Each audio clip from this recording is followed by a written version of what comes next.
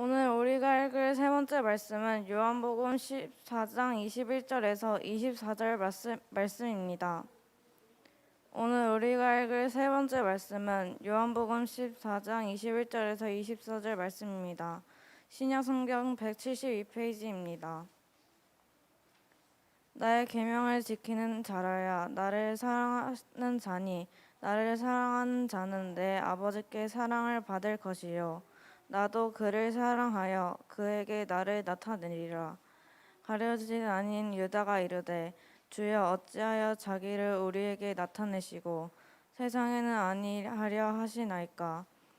예수께서 대답하여 이르시되 사람이 나를 사랑하면 내 말을 지키리니 내 아버지께서 그를 사랑하실 것이요 우리가 그에게 가서 거처를 그와 함께 하리라. 나를 사랑하지 아니하는 자는 내 말을 지키지 아니하나니 너희가 듣는 말은 내 말이 아니요 나를 보내신 아버지의 말씀이니라. 이는 거룩하신 하나님의 말씀입니다.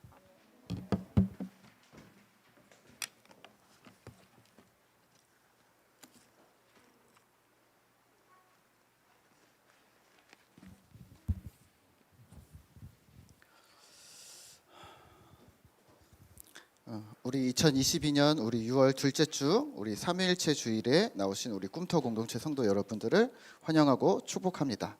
오늘은 교회력으로 삼위일체 주일인데요. 이런 주일이 있구나 하고 그냥 그 정도 알아두시면 되겠고요. 오늘도 하나님께서 우리에게 주시는 은혜와 소망이 있기를 기대합니다. 오늘 말씀의 제목은 계명을 지키는 자입니다. 따라 한번 해볼까요? 계명을 지키는 자. 다시 한번 계명을 지키는 자. 계명이 뭘까요? 네, 하나님의 말씀이겠죠. 하나님의 말씀은 뭘까요? 성경이겠죠. 네, 오늘은 그 이야기를 시작하기 전에 우리 한번 오늘은 OX 퀴즈를 시작을 하도록 하겠습니다. 들어오실 때 이 OX 판트 받으셨나요? 네, 우리 지난번에 썼던 건데 뒤에 남은 거 있나 한번 확인해 주시고, 네, 못 받은 친구들은 한번 해보면 좋을 것 같아요. 자, 오늘은 7문제입니다. 어렵지 않습니다. 전혀 어렵지 않습니다. 그냥 편하게. 그 대신 오늘 상품이 없습니다. 쉽기 때문에. 자, 첫 번째는 자 한번 눌러주세요. 자, 찾기를 건널 때는 횡단보도가 없는 도로에서 건넌다. 맞으면 O, 틀리면 X. 네. 횡단보도가 없는 데서 걸어도 된다. 네. 우리 네, 다 맞췄어요. 네, X 맞아요. 네. 자, 우리 두 번째. 자, 요 한번 표시 줘보세요. 이 표시는 뭐냐면 자동차 속도를 30km로 달리라는 표시다. 맞으면 O, 틀리면 X. 예. 그래요. 우리 지우 틀린 것 같은데. 이거는 30km로 달리라는 표시죠. 예, O 맞았습니다. 동그라미. 자, 이번에는 세 번째는요. 이 표시는 전자레인지에 그릇을 넣을 수 있다는 표시다. 맞으면 O, 틀리면 X. 네. X, O, X, O, X. 네, 네. 이 표시는 전자레인지에 그릇 넣을 수 있다는 표시가 맞습니다. 네, 네, 그렇대요. 목사님도 찾아봤더니, 네, 많이 틀렸네. 이거는 다 맞출 줄 알았는데. 자, 이번에 4번입니다. 자, 이거는 우리 잘 맞출 수 있어요. 이 안에는 초콜릿이 들어있다. 맞으면 O, 틀리면 X. 초콜릿이 들어있다. 일부러 거꾸로 드는 거야? 자, 이 안에는 사탕이 들어있죠. 어떻게 알 수 있어요? 먹어봐서. 위에 표시가 있잖아요. 추파춥스로. 추파춥스 사탕 회사지. 자, 다섯 번째. 자, 1번, 2번, 3번, 4번은 이제 쉬웠는데 뭐가 달랐냐면 표시가 있었습니다.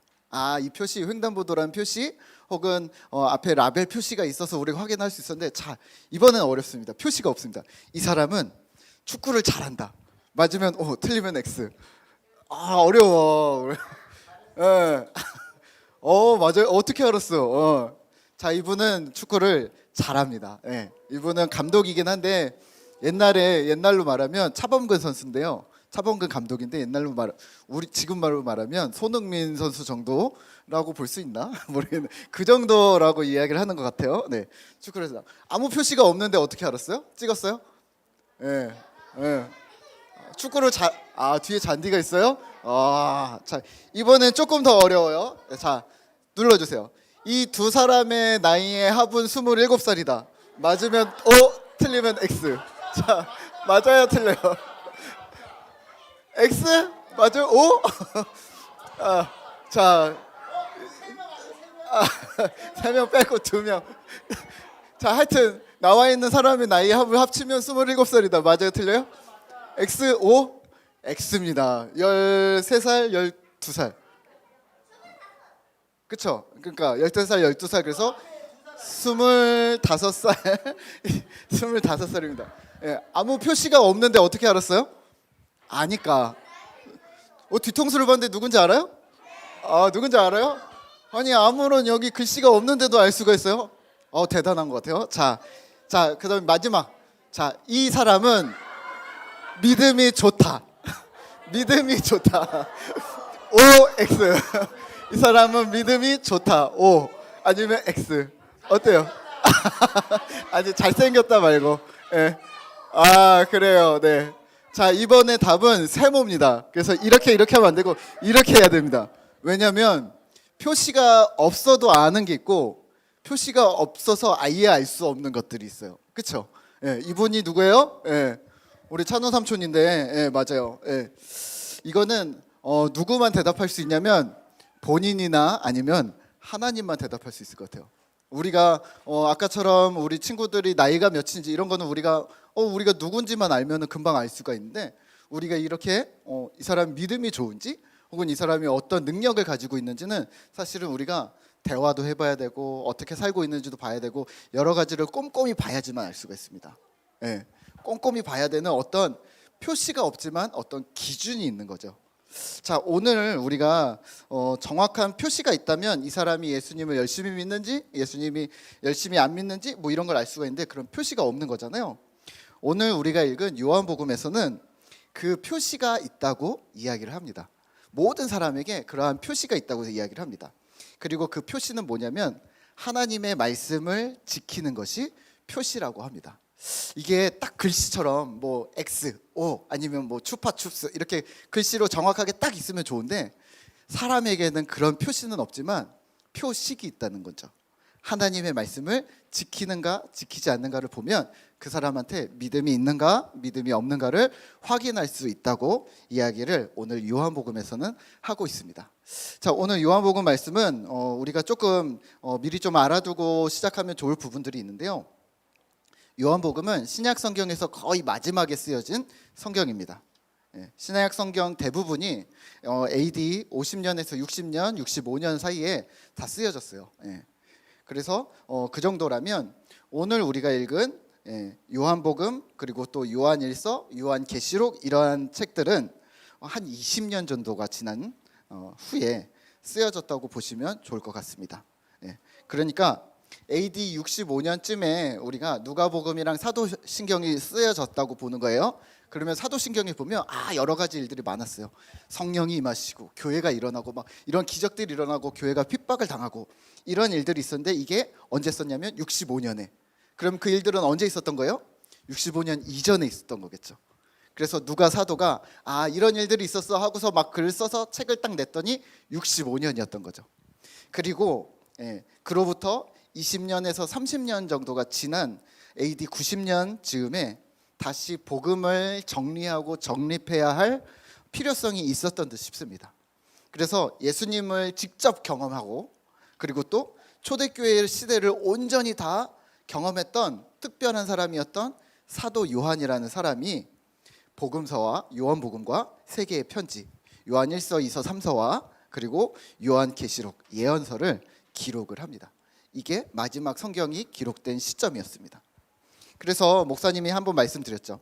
요한복음을 약간 교리책처럼 읽으셔도 된다고 했는데 그 이유 중 하나가 바로 신약 성경 전체를 성경적으로 한번 정리할 필요가 있었던 것이 바로 요한복음입니다. 그래서 정황적으로는 폭넓게 많은 사람들이 읽을 수 있도록 쓰여졌습니다. 유대인뿐만 아니라 헬라 철학의 조예가 깊은 사람들에게까지 복음이 전해질 수 있도록. 그래서 우리가 서양 철학 이런 것들 아시죠? 그런 것들과 좀 많이 접목이 되는 부분이 바로 요한복음입니다. 그래서 철학적인 사색적인 어려운 내용들도 함께 뒤섞여져 있습니다.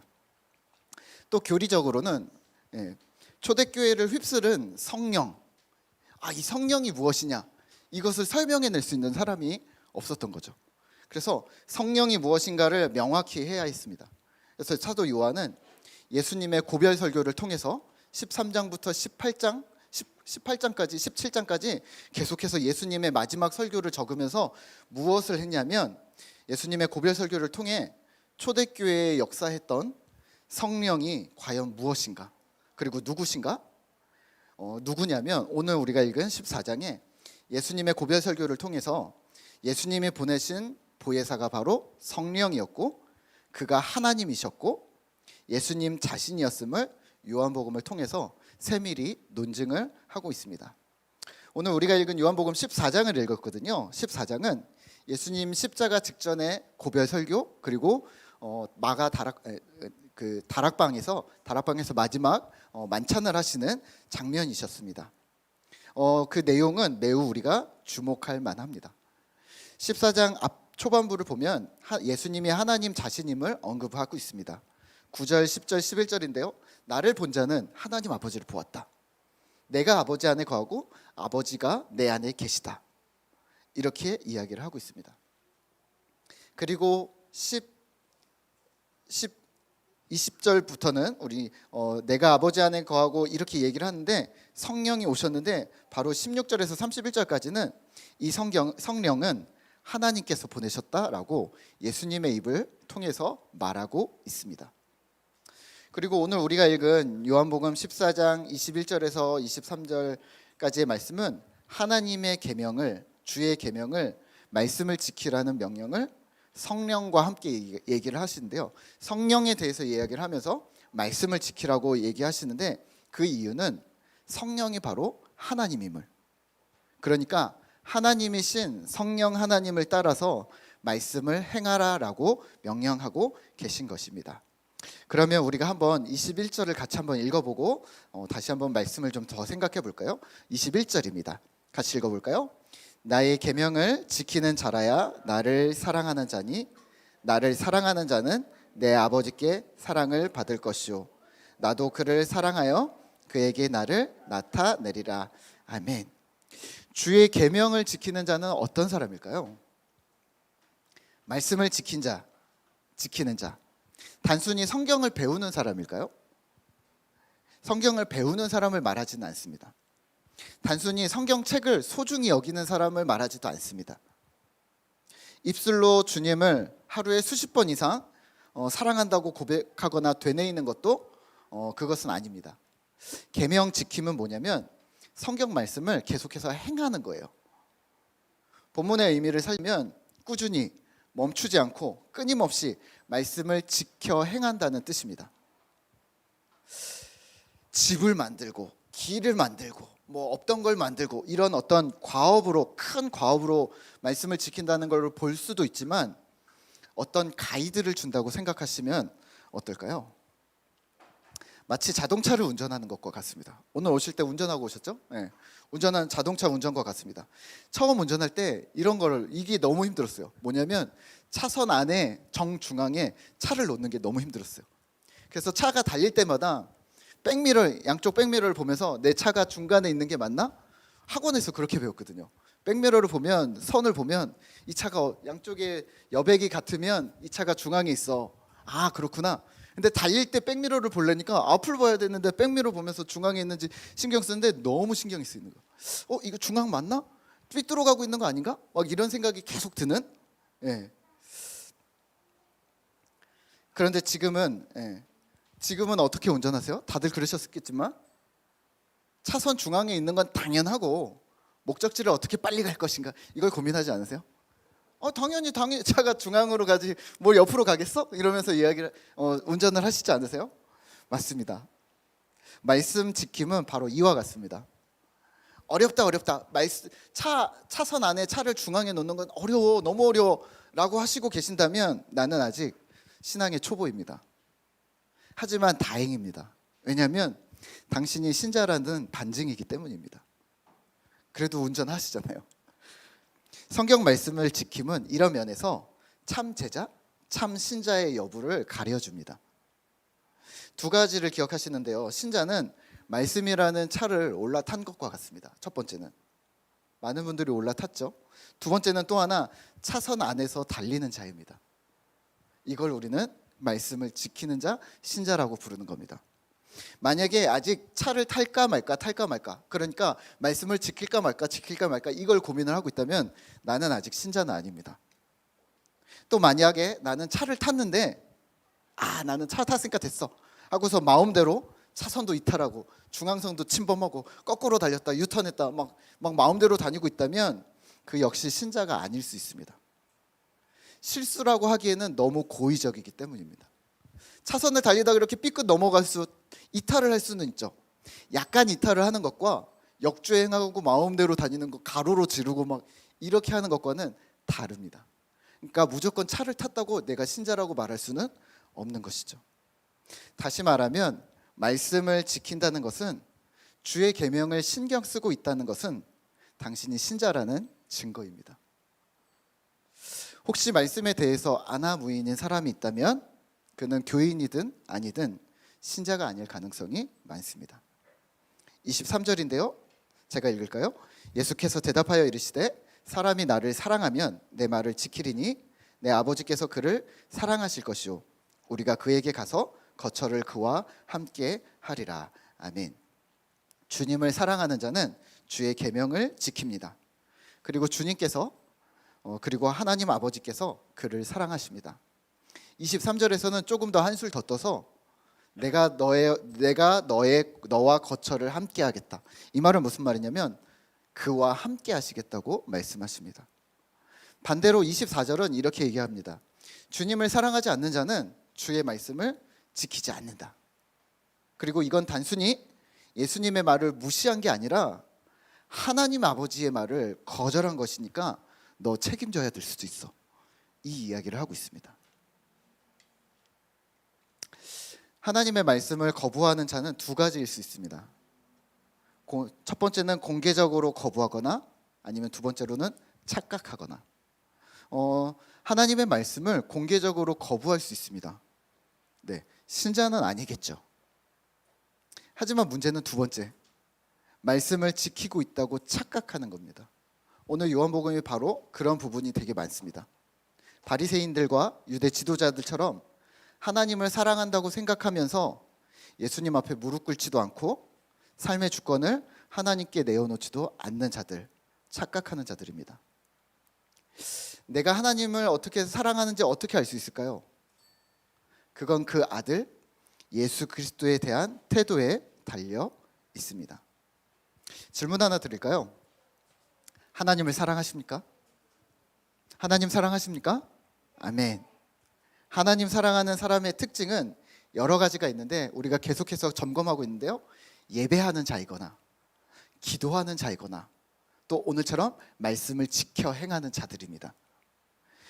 하나님을 정말 사랑하는 사람은 하나님의 말씀을 행하려고 말씀을 읽고 듣고 배웁니다. 그리고 배움이 목적이 아니라 행함이 목적이라는 것을 기억하셔야 합니다. 그러면 말씀을 지키는 것, 그의 계명을 지킨다는 것은 무슨 말일까요? 기도하고 예배하고 성경 읽고 그러면은 말씀을 지키는 걸까요? 그건 경건 훈련입니다. 이런 경건 훈련은 기초 작업입니다. 뭐냐면 하나님을 사랑하기 때문에 하나님과 관계를 맺고 교제하고 그래서 행복해지는 것, 출발점입니다. 여기서 계명을 지킴은 실제 삶으로 살아가는 것을 말합니다. 우리가 세 가지 예배를 배웠죠. 개인의 예배, 공동체 예배, 삶의 예배. 이 삶의 예배에서 로마서 12장 2절에 거룩한 산 제사로 드리라는 우리 몸을 주님께 드리는 것, 그것이 바로 말씀으로 살아가는 겁니다. 주님께 내 삶의 주도권을 드리는 것을 계명 지킴, 말씀 순종이라고 우리는 부르고 있습니다. 그러면 이렇게 하면 될까요? 시기 질투하지 않아야 돼. 미워하지 않아야 돼. 형제를 사랑해야 돼. 돈을 사랑하지 말고 교만하지 말고 이웃을 내 몸과 같이 사랑하면 되는 걸까요? 그러면 끝일까요? 네, 맞습니다. 그거 맞습니다. 근데 그게 좀 더 구체적이셔야 합니다. 팀 켈러의 일과 영성이라는 책에서는 이렇게 얘기합니다. 우리의 직업에서 그 일에 하나님 소명의 의미를 찾아내지 못한다면 신자는 세상과 신앙 사이에서 이중 생활 혹은 이중 스파이가 될 수밖에 없다. 오늘 우리가 드리는 지금 이 예배는 영적인 생활이고, 내일은 회사 가야 되니까, 직장이니까 육적인 생활이야 라고 생각해야 되지 않는다라는 얘기입니다. 주일과 내일 월요일이 같다라는 말입니다. 이게 어떻게 가능할까요? 성도 여러분들이 평일에 하는 일이 하나님의 영역에 있음을 인지하셔야 한다는 말입니다. 무엇을 해야 돈을 많이 벌고 출세할 수 있을까? 이게 세상의 목표라면 신자된 우리는 지금 가진 능력과 기회를 가지고 어떻게 하나님의 뜻을 채워드리고 또 이웃과 세상의 필요를 채울 수 있을까? 세상을 이롭게 할까? 이것이 바로 하나님 소명에 반응하는 것입니다. 우리에게 주신 능력, 그 위치조차도, 여러분들이 계신 그 자리조차도 하나님이 주신 자리이기 때문입니다. 저는 방송국에서 MBC에서 프리랜서 일을 4년을 했었습니다. 우리 지지난주에 우리 찬우 집사님 여기서 수화통역 했었던 그 일을 저도 똑같은 일을 했었는데요. 직장을 취직을 하고 1년을 이 생각을 했습니다. 너무 즐겁게 일을 했습니다. 재밌었죠. 나 같은 인간에게 하나님께서 과분한 자리를 주셨구나.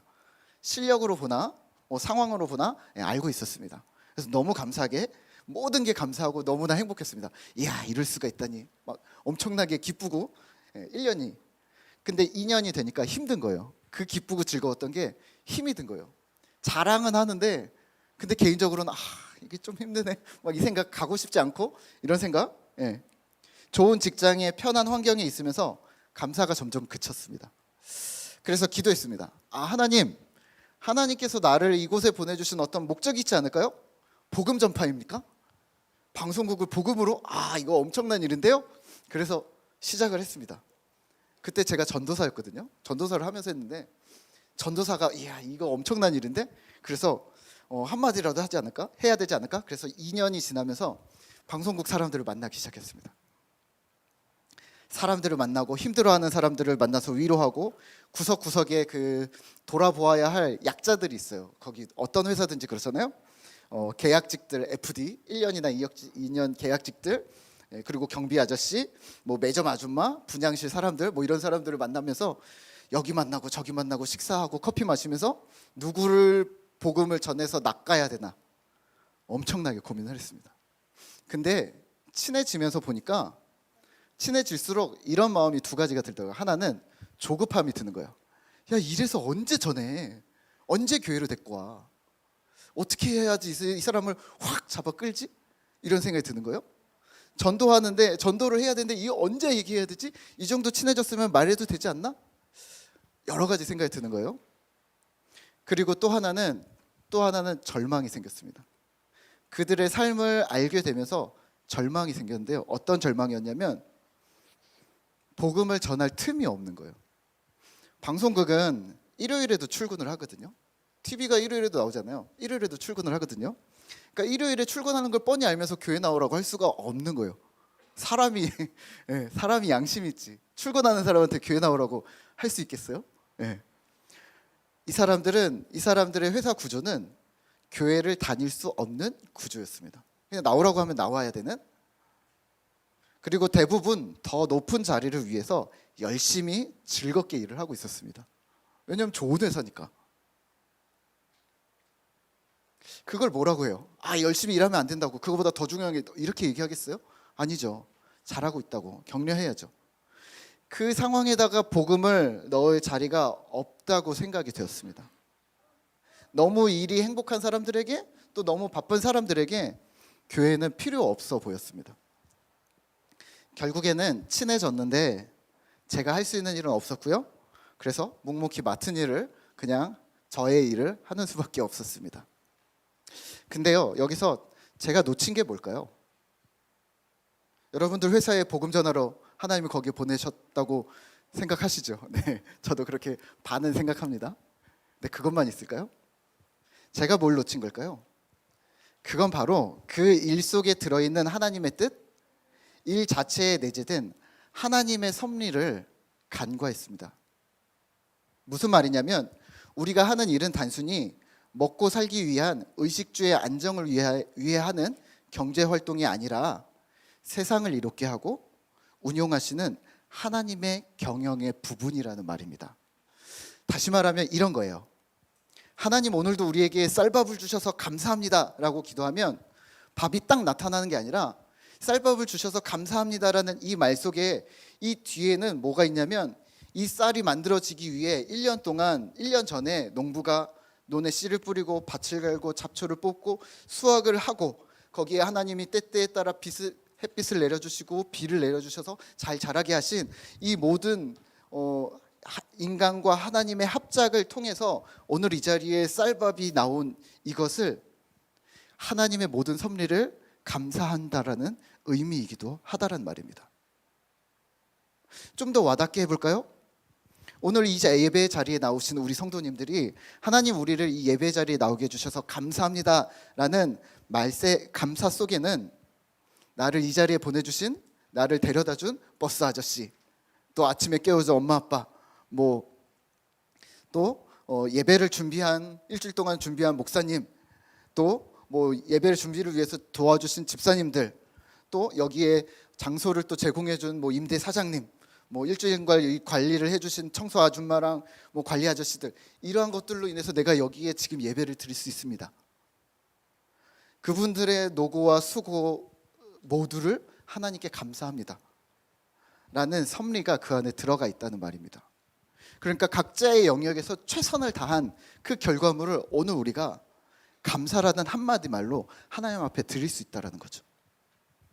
그렇다면 오늘 우리의 일터와 일상에서 하고 있는 모든 수고들은요, 여러분들의 모든 수고들은요, 네, 마찬가지로 세상을 사랑하시고 세상을 운영하고 계시는 하나님이 온 세상과 우리를 통해 세상을 다스리고 계시다는 사실을 기억하셔야 합니다.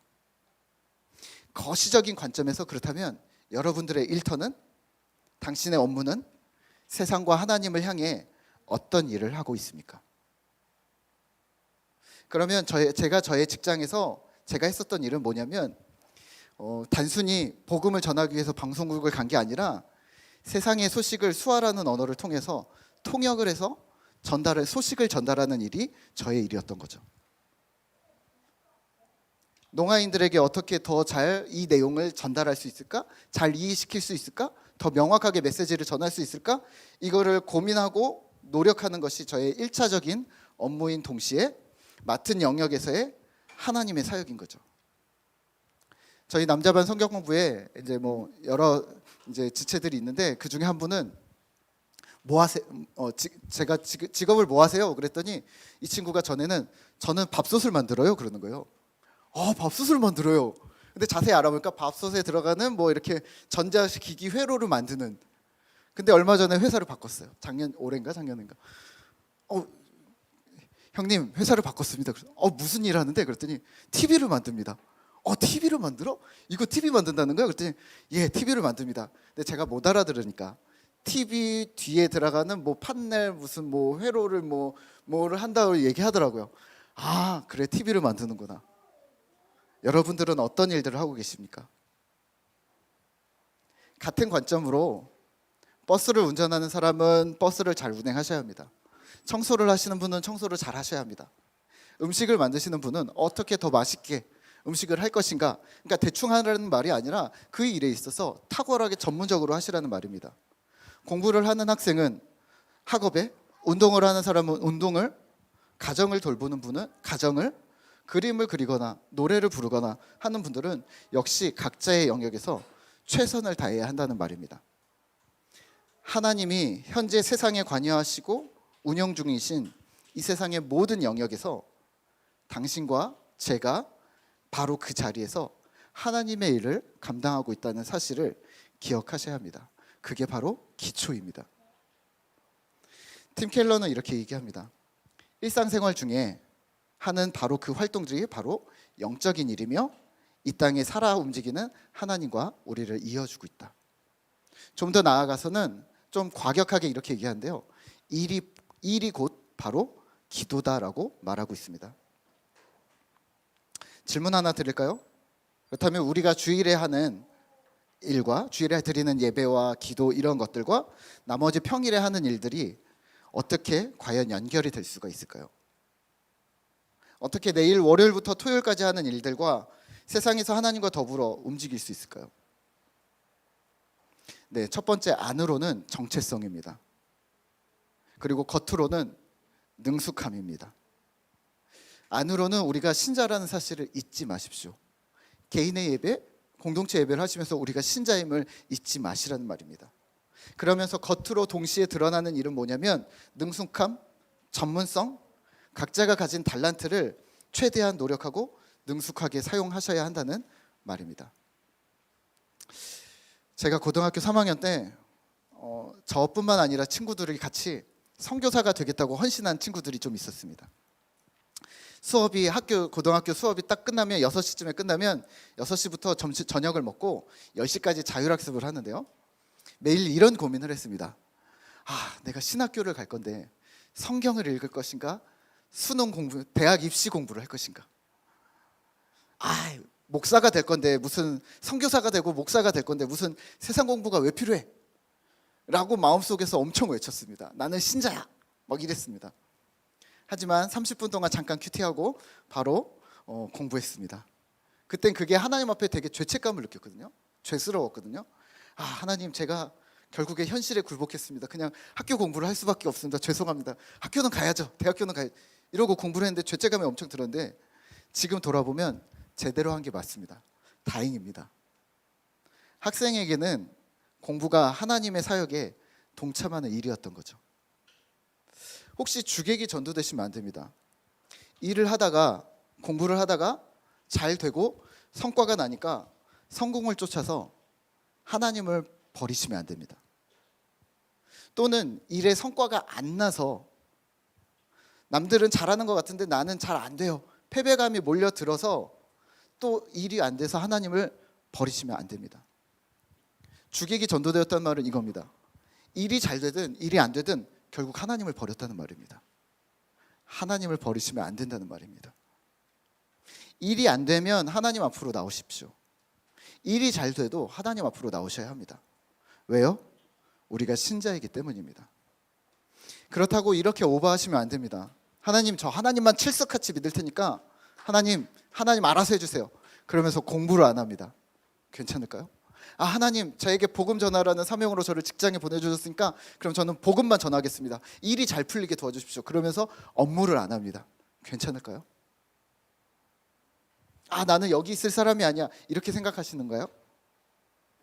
신자로서의 정체성을 잘 지켰는지는 모르지만 하나님이 주신 달란트와 그 자리에 대한 깊은 고찰과 성실함이 부족하셨습니다. 제가 자주 쓰는 속담인데요. 안에서 새는 바가지가 밖에서도 샌다. 직장에서 새는 바가지가 선교지에서도 새지 않을까요? 가정에서 새는 바가지가 직장에서도 새지 않을까요? 교회에서도 새는 바가지가 회사에서도 새지 않을까요? 달라스 윌라드의 잊혀진 제자도라는 책에서는 이렇게 얘기를 합니다. 영성 개발이란 뭐냐면 통전적이라고 말을 합니다. 총체적이라고 말을 합니다. 좀 어려운 말인데요. 무슨 말이냐면 이런 겁니다. 영성 훈련, 경건 훈련 하니까 그러면 내가 예수님의 제자가 되는 것은 세 가지가 하면 된다. 첫 번째는 생각이 변하고, 그래서 인성이 변하고, 감정이 변하고, 세 번째는 그래서 내 주변에 영향력을 미치는 사람이 되면 나는 제자야. 그럼 복음은 저절로 흘러갈 것이야 라고 생각하는데 거기가 끝이 아니라는 겁니다. 거기에서 두 가지가 더 있다는 겁니다. 뭐냐면 그래서 내 삶의 방식이 변한다는 겁니다. 삶의 패턴, 방식이 바뀌고 환대나 선대가 내 몸에 배어진 자가 된다는 겁니다. 그리고 그 다음에 무엇이 일어나냐면 그 다음에서야 영혼의 변화가 일어난다는 말입니다. 그러면 진짜 제자가 된다는 말이죠. 말씀을 맺겠습니다. 오늘 우리는 하나님의 계명을 지켜야 합니다. 하나님 앞에 선 신자이기 때문입니다. 내 양은 내 음성을 듣는다고 하신 예수님의 말씀대로 우리는 예수님의 음성을 듣고 실천하셔야 합니다. 또한 세상을 향한 주님의 손길이 되셔야 합니다. 그냥 추상적으로 주님 제가 죄를 안 졌으니까 말씀을 지켰군요. 이게 아니라 적극적으로 실제 하나님의 손길로 우리의 맡은 영역에서 말씀 준행이 우리 삶에 있어져야 합니다.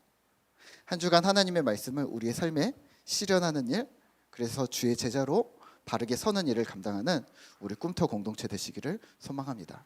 우리 이 시간 함께 나의 안에 거하라 함께 찬양하면서 기도하도록 하겠습니다.